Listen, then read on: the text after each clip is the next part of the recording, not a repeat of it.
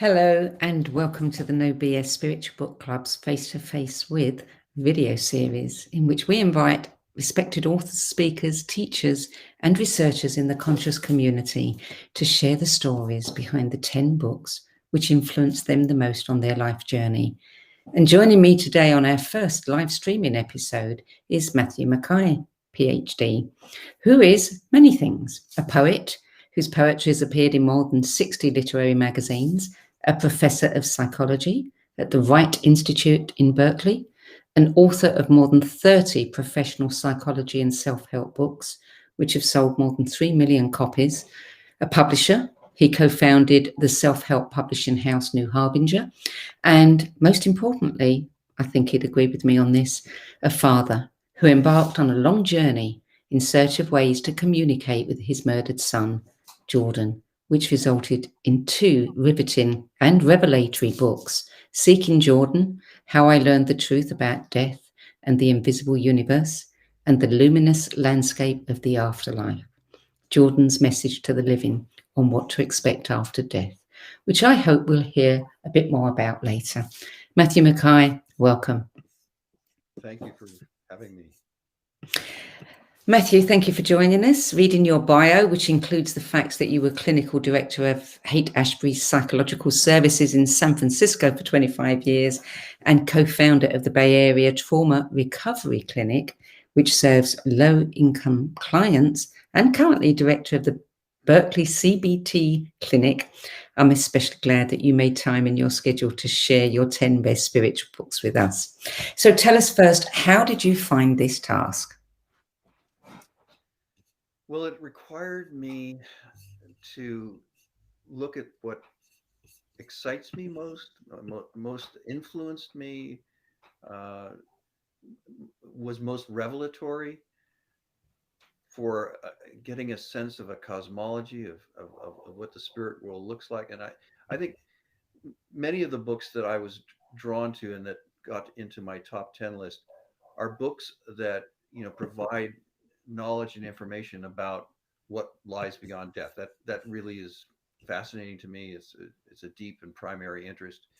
And the first book that I ever read that gave me any kind of insight was Michael, the book Journey of Souls, Michael Newton's book, and also some of his other work, and the Destiny of Souls being one of them. And I think what drew me to that book was that he was a psychologist like I am. He does hypnotherapy as I do, and he had stumbled accidentally onto this method for learning about the life between lives, a regression process that he was surprised to find. And he worked with 7,000 people before he wrote his books, and he did not prep them. He did not tell them what to expect in the afterlife, and yet virtually all of them reported similar places, stations, experiences, structures in the afterlife. It's uncanny how much agreement these people had. These 7,000 subjects. And that just kind of exploded in my mind. It seemed very compelling to me, and the more I read, the more fascinated I became. And I've been a skeptic. I've been an agnostic most of my life. Grew up as a Catholic and kind of threw all that away, and just said I don't know. And yet, what he showed, what he revealed, was so powerful, and it felt right. It had that gong that goes off inside of you that says you've just encountered truth. Yeah. Mm-hmm. And for me, that was I just experienced, oh my God, this is telling me what I've always sort of thought or sort of known or sort of felt, but never had words for, and never believed I'd have any possible way of knowing for sure, or any direct knowledge of this. And here it is right in front of me. So that was my introduction. I probably read that book, I don't know, 15 or more years ago. And it was profound, and it really set me on a spiritual path. I learned how to do the regression uh, that Newton pioneered, and I've done it many, many times. And I've had the experience of witnessing people go enter the afterlife, and be there and report back what they're seeing and experiencing, and it's so profound. And then I later had the experience. Ralph Metzner, who's was a well-known psychologist and researcher on afterlife experiences, did a similar regression for me, and I had that experience, and it's so profound and so life changing that I do enjoy providing that for others. I don't think there's anyone who isn't curious about, what happens when we leave this place. Just about everybody I know is curious about it, even if they've got no belief whatsoever. Did you come across this particular book before you lost your son or afterwards? Before you lost your son. So Yeah. you'd already started on this path. I had started to get really fascinated with Yeah. uh, what the afterlife might be. I and in fact, in life, when Jordan and I would talk about that, he thought it was baloney, and he thought I had a screw loose to be really interested in that. And then, of course, as it turns out, he dies and comes back and connects to me, and reveals more than I ever could have imagined. So Yeah. it's very paradoxical, really. Yes, absolutely. So number 2 on your list is Life Before Life by Jim Tucker. And you actually did squeeze an extra one in there, I noticed. Children Who Remember Previous Lives by Ian Stevenson. And I'll let you have that extra one because Tucker was a protege of Ian Stevenson. Right. Well, that meant a lot to me. I think I started looking at those maybe 10 years ago or so, and I I feel like, I guess, I'm a scientist. I've done a lot of research in psychotherapy and psychotherapy methods, and using scientific methods to investigate things.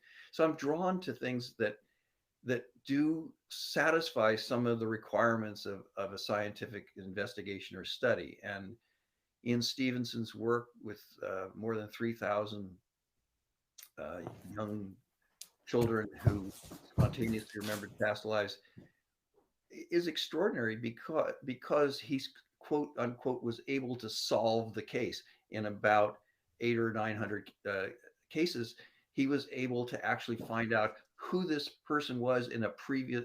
They described enough about their previous life, their name, the location, the house they lived in, and so forth, family members, and they described enough that he could solve it and actually locate who this person had been in their previous personality. And all of the things in about 800 or 900 cases that they described turned out to be accurate and correct. I mean, that's mind blowing. I mean, and to me, it's very powerful Mm. evidence. It's hard to explain that in any other way than they actually had memories of a past life. It was also very interesting, by the way, that most of his subjects had died violently, suddenly and or violently. Um, and it seems like that's something that makes it possible for some of that past life knowledge and those memories to leak through into the present life. Mm. It's not always the case, but very frequently the case that there was a violent and sudden end, and so there's something about that was very interesting to me as well.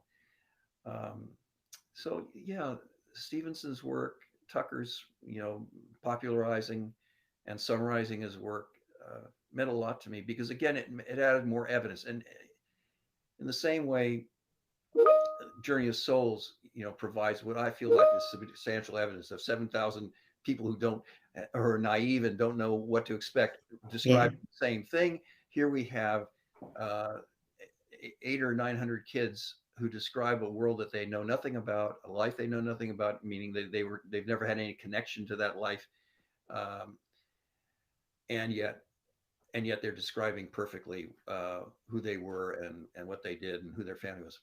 Extraordinary. Yeah, I thought so too when I read those books. Number 3 is The Lazy Man's Guide to Enlightenment by Thaddeus Gollas. Yeah. You said he did a lot of acid.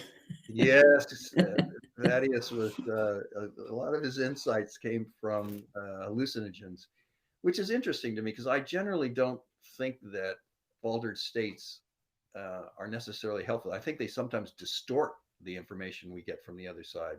Mm. And of course, a lot of channeling over the years, going back thousands of years, people who channeled typically did so in altered states. And I think that's why the Tibetan Book of the Dead and the Egyptian Book of the Dead have a lot of distorted images in them, because they were channeled with drugs essentially. And but that's an aside. I think Thaddeus Gollas. I read that. Oh God, I don't know, 40 years ago, maybe even more. And it was another one of those that gong that goes off of truth. It's like the way he described love is as the foundational element that actually creates our vibrational level, and then our vibrational level is entirely dependent on how much love we can hold. And that our physical life is often at a pretty low vibrational level that makes us vulnerable to pain, vulnerable to damage, and that as we vibrate at higher levels through full expression of love, we become less and less damaged by pain and by the slings and arrows of circumstance. It made so much sense to me, and I think it just became a fundamental sense of what I think life is about. It's about finding love, and it's about finding love in the face of pain, and all that that idea is echoed by Jordan in what he's channeled to me, and so I felt that set me on a course of understanding what was really core, like what is responsible for our vibrational level, and it's love. Yeah. Number 4 is one that really fascinates me, and I'm sure it fascinates many people. Induced After-Death Communication by Alan Botkin. So how do you induce it? Yeah, and I read that before Jordan died, but I was fascinated with it. It was because, again, I'm a psychologist, and I specialize in treating trauma. And Alan Botkin is a psychologist who also specialized in treating trauma at the VA in Chicago. And he was working. Maybe if it's okay, I'll just tell this little story about how he discovered induced after-death communication, IDC. He's working with a vet who had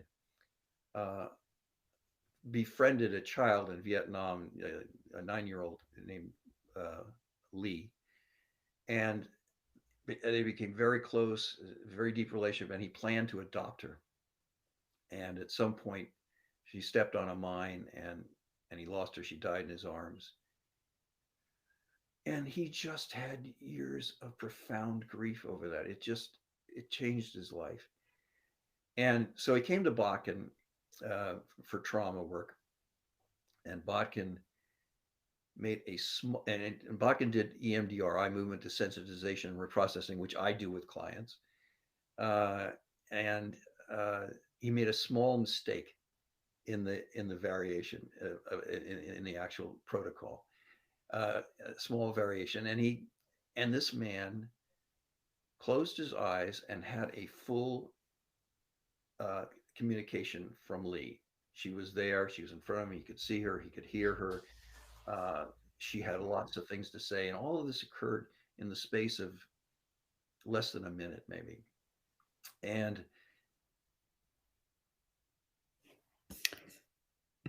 well, it looks like we've lost connection with our guest. We've had a lot of technical issues going on today. So are you back with us? I'm here. Good, good. You completely disappeared then. I know there's something strange happening. So anyway, to make a long story short, Botkin did this with 83 people at the VA who had profound grief experience, traumatic grief. He didn't tell them what to expect. As far as they knew, they're just getting straight EMDR to work on trauma.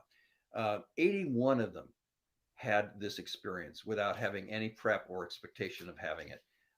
Where they, and in some cases they saw, in some cases they heard, in some cases both, in some cases they had kinesthetic, even sensory touch experiences of the loved one.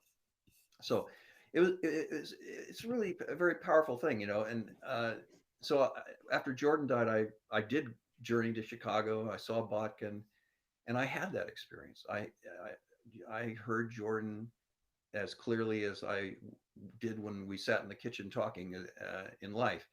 And he had very important things to say to me that were very healing. I could feel the grief shifting inside of me. I actually feel teary as I talk about it because it was such a profound experience of actually, for the first time after he died, knowing he was there, knowing he knowing he was still watching over us, that his love was still present in our lives. Very, very powerful experience. And so I have done that. I do work with grief and traumatic grief, and I've done a number of those IADC experiences with clients, and to watch it and watch how profoundly they change. It's just it's a beautiful, beautiful experience, even just to observe, let alone to have happen to you. Is this something we can all learn, or does it have to be facilitated? It has to be facilitated. It's not hard. The process is pretty easy, actually, and it's not a big jump from traditional EMDR, but it is something, as far as I know, one would need to facilitate. Although there's now some very compelling evidence that you can do EMDR yourself. So it may be that it's something you could translate into into a process that you could do for yourself, with yourself. So did you have to be trained to do it? No, I read his book, and in the back of the book is instructions for Okay. for how to do it. But because I know how to do EMDR, it wasn't. There's no leap there for me. I could see exactly what the modification was in the protocol. A lot of people will be buying that book. It's a beautiful book. The stories in it are just so inspiring, and it just to see the relief, and it's in this. It's sort of like the same thing as near death experiences. When people have near death experiences, it changes profoundly their sense of the universe, of what's there, and of sort of the eternal nature of a soul's life. And this is the same kind of thing. It's like you have your own evidence, your own experience that we go past death, and that souls who have died are still there. We can still reach them. They can still reach us. I mean, it's well, later I would like to talk to you a little bit more about some of the things that Jordan told you, because they're things that we all need to hear. But let's move through the list first. Number 5, A Theory of Everything by Ken Wilber. What was it about that book that you particularly enjoyed? See, that book is about the evolution of consciousness. It's a roadmap of where we're going, where we started, in terms of when souls first started incarnating here. I don't know if it's a map for all of the planets on which souls incarnate, but at least in terms of what we know about here, it really maps out these steps or stages in the evolution of consciousness, moving from just survival consciousness, just what my focus is entirely on. What can I eat? Where can I get shelter? How can I avoid danger? And all that. And then we kind of move into up several steps, and we get into a kind of consciousness that's focused on tribalism. On my interest is just those people, my tribe, my family, the people I know, and the interconnection and supportiveness of that.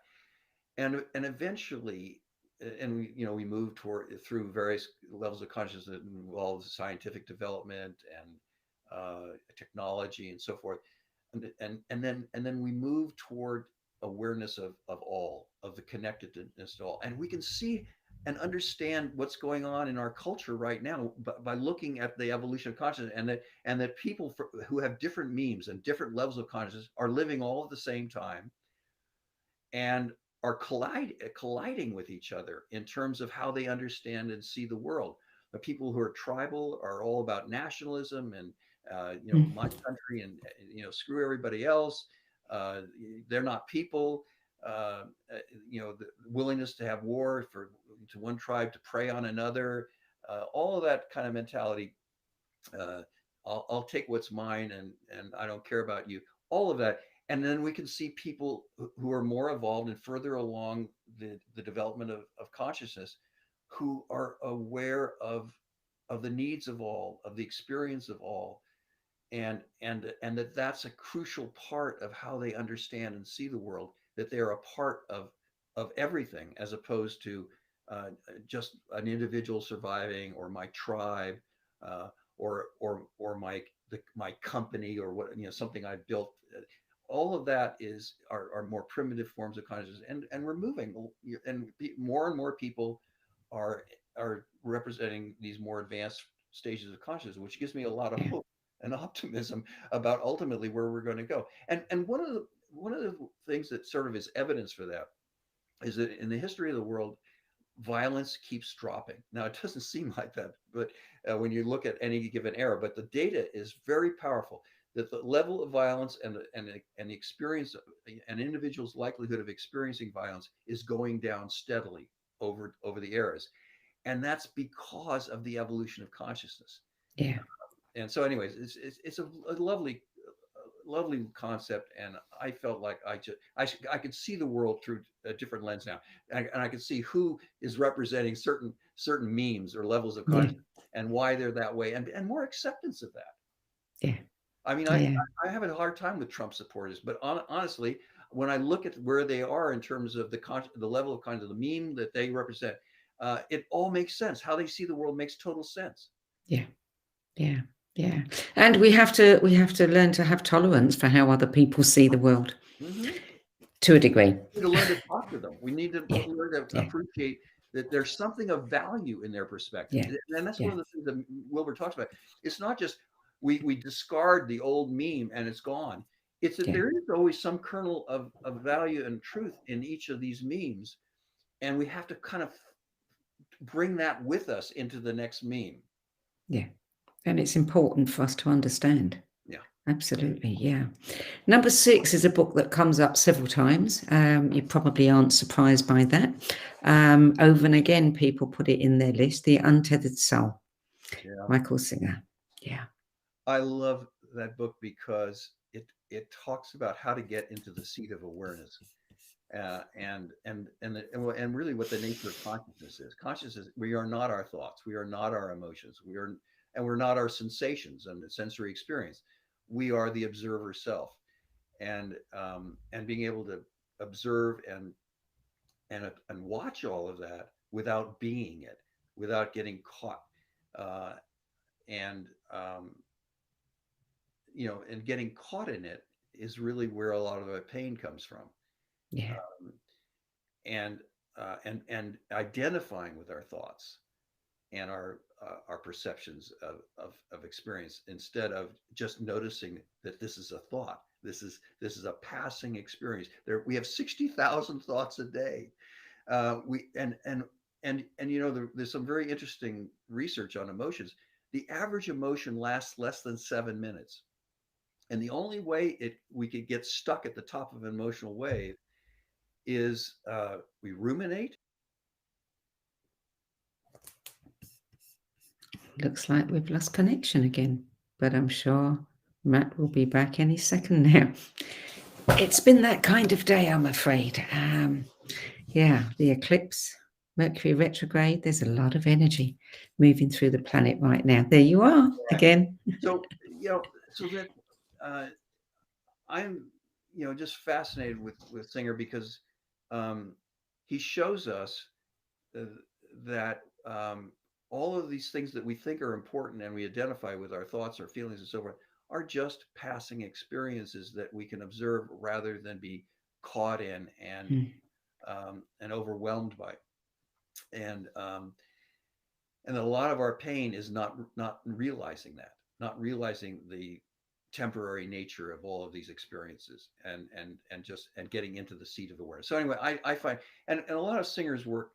Oh, I will say, I'm very proud to say that my publishing company publishes The Untethered Soul, and I shouldn't give it a plug, but Well, of course you can. the book means so much to me, and I'm proud that we were able to do it, and it's something that it's made me glad to be a publisher, to be able to bring a book out like that.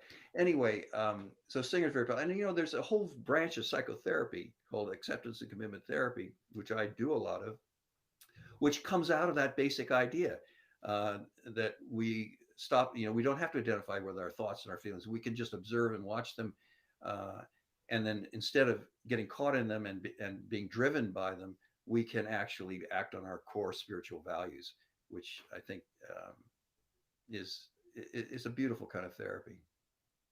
Well, I'm glad that you publish the books you love.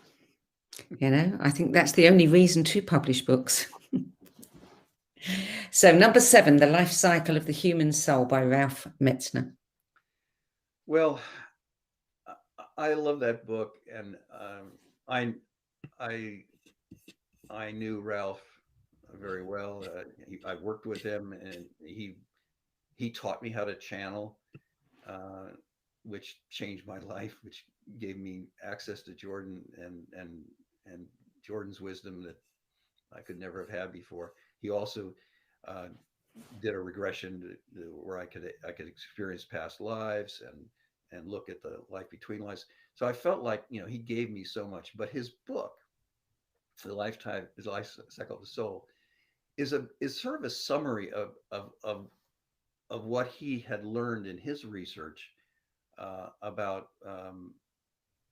the whole incarnational process, starting with all the experiences we have in the womb, some of the trauma. Stan Grof's work about some of the trauma that occurs in utero, some birth trauma, and how that kind of sets us on a trajectory that sometimes is completely unconscious and we don't have full awareness of. And looking at that, very, very beautiful work. Many years ago, when I was learning hypnosis, I worked with a man named David Cheek, who was really one of the major figures in hypnosis, and he hypnotized me back to my birth, and which I never would have imagined was possible. It made no sense, but I could see it happening. And what was really fascinating was my whole body started twisting in one direction, which I didn't even understand what that was about. And Cheek, who was a gynecologist, said, "Oh, well, that's every baby has to turn one way or the other when they are born, being born." And so it was a very powerful experience that all those memories live in your body. They live in your consciousness somewhere. All you have to do is access them. Anyways, so Metzner's talking about how powerful that is and what an effect that can have on us when we don't even fully know or are fully aware of it. And then he really does talk about a lot about the death process, and what that's about. He had a whole divination that he used, which I experienced, that he did with me, of actually entering the process of death and experiencing it. Very powerful experience. And so his thought was, it's really important for us to be open to the death experience and not resisting it, but prepare for it, which actually ended up having, I think, a lot to do with the book that Jordan just channeled to me, The Luminous Landscape of the Afterlife, in the sense that preparing for death was something that he thinks we need to do. And Ralph had been doing for years and did with me. And then, of course, he looks at the afterlife and what goes on there, which is tremendously interesting to me. choices that we make for the next incarnation, how that works, what we're learning, what we're doing in the afterlife. So anyway, the book was very meaningful because I knew Ralph. I love Ralph. He gave me tools that really changed my life, and his work, I think, is very profound in terms of showing us, the life cycle of a soul. Mm. Yeah, we should all know that. Number 8, Lessons from the Light, Kenneth Ring.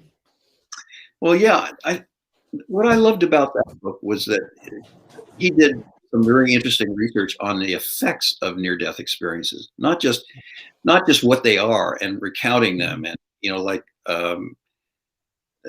Life Between and Life After Life, the original book on near-death experiences, but not just recounting them, but actually doing some research to show how it affects people, and how profoundly people change, and the very positive psychological, emotional, and spiritual effects of a near-death experience. I mean, I love the stories; they're very compelling. I remember this one story that I've always carried, is a story of this woman who has a heart attack. It was up in Seattle. She has a heart attack, goes to the hospital, and is unconscious for quite a period of time. While she's unconscious, she leaves her body, and she's actually wandering around the hospital, and she's up in the top of the ceiling of the room she was in, and she can actually look down on the light fixtures and see the labels and stuff that you couldn't see from the room. It's only see from the top, and then she's wandering around, and she wanders outside and looks out a window and sees down below on a rooftop below a set of sneakers that have been thrown there. Well, there's no way she could have ever. She was never in that location. She could never have seen those shoes.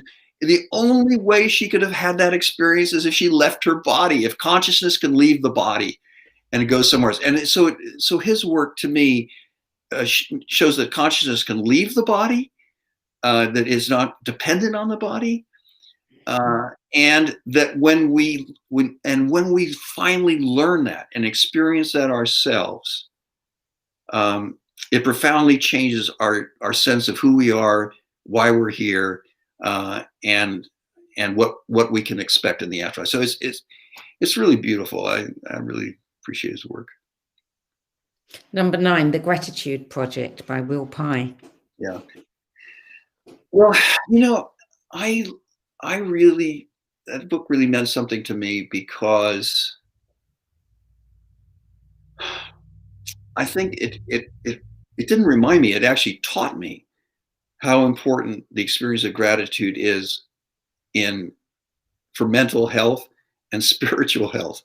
And not just gratitude because, I got some money in the bank, I got a job, but gratitude for existing, gratitude for being able to be a sentient creature that can observe and feel and know and learn, and even gratitude for the pain, because it's part of what teaches us.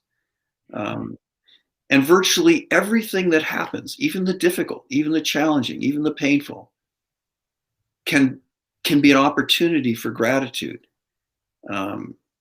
because we're getting to experience it, and there's some lesson in every part of that experience. And I don't know, for me, and the other thing that he talks a lot about is noticing and paying attention, not just having a passing, that was good, or that was nice, or I'm glad for that, but actually becoming fully conscious of the things that we appreciate. And so I feel, and he has some meditations that I think are beautiful that I use and I have my clients use. So I felt that was had a very powerful effect on me.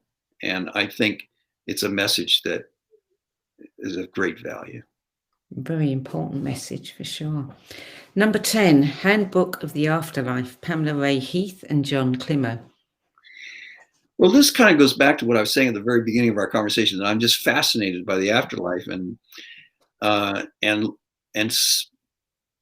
getting a sense of.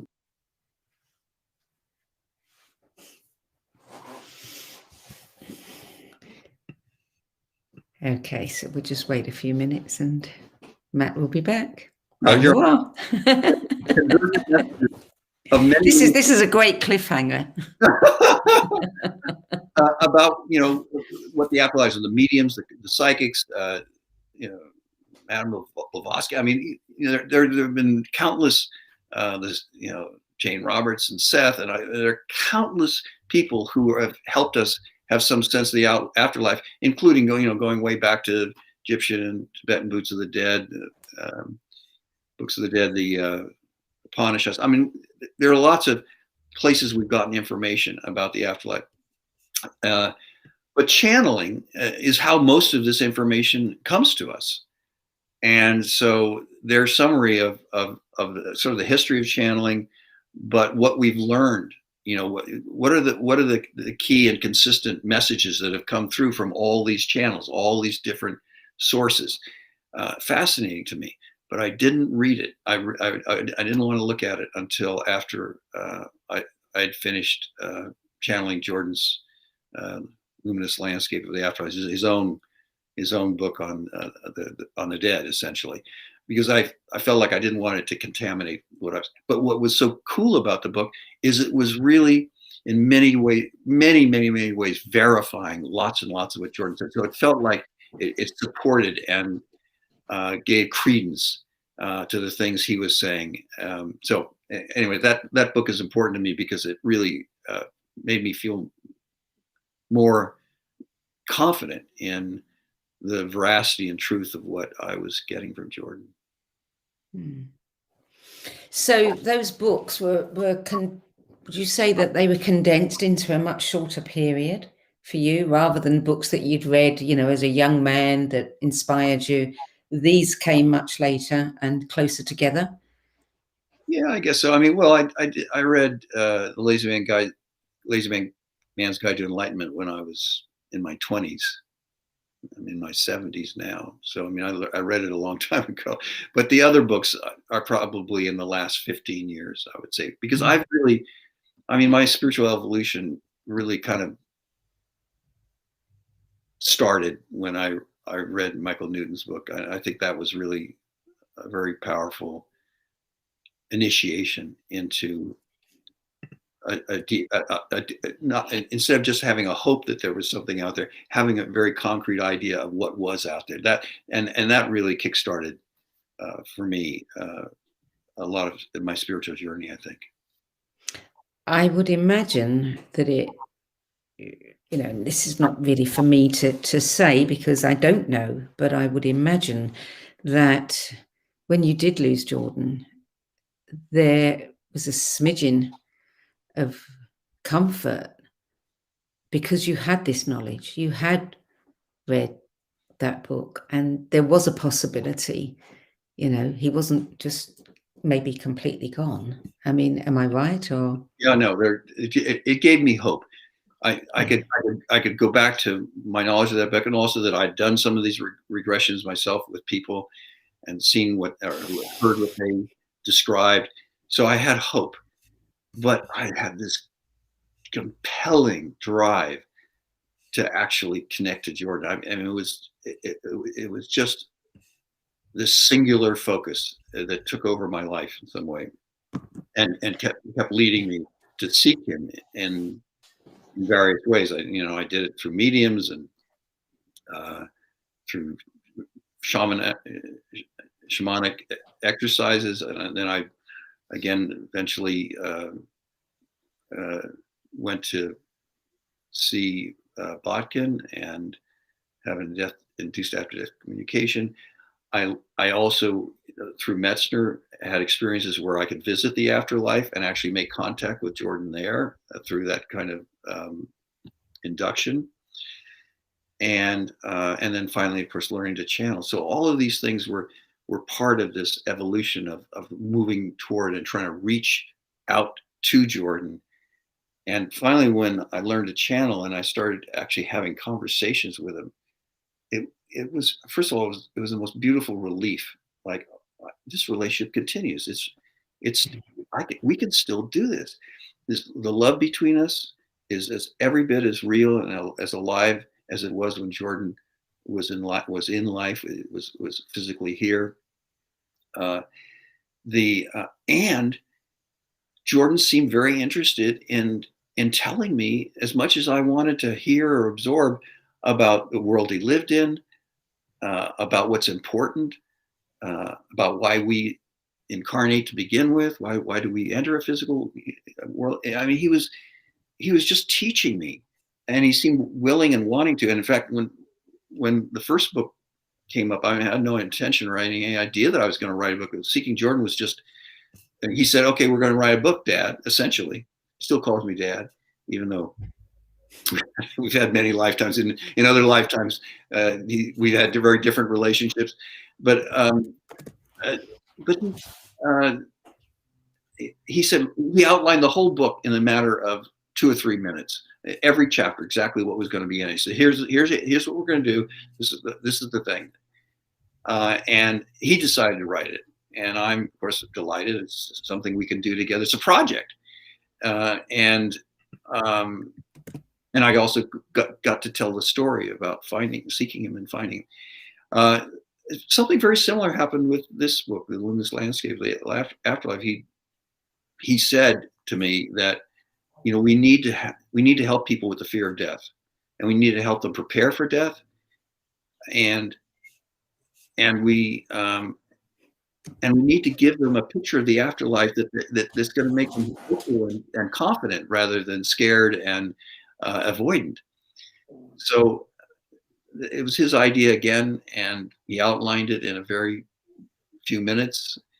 And then I guess over a couple of years, we worked through all of what he felt needed to be in the book. And this book is 100% channeled from him, other than just the appendices and introduction. So it really is what he wanted people to know about. And I feel like I'm just the person that conveys this. I'm the scribe of providing knowledge that he's wanting people to have. Wow, fascinating. We've got about probably about 6 or 7 minutes left. Would you tell us what are the most important things that Jordan wants us to know? Well, first of all, that the most important preparation for death is love. And he has a little there are many meditations in the book, or things you can do to prepare for death. But one of the ones that's the simplest is you breathe in fear, and breathe in love, and you breathe out fear. Breathe in love, breathe out fear. And actually, the more you're able to love both the people in your life and the people who are gone, and hold on to that love for the people who are gone, and expect to see them, and expect that their love will be present for you when you die. That the awareness of all of that is the most important preparation you can do for death. Because he says that love is the medium of communication in the afterlife. And if you are not tuned to love, instead you're dealing with a lot of painful residuals from your life, anger, fear, avarice, greed, whatever you're struggling with in life, violence.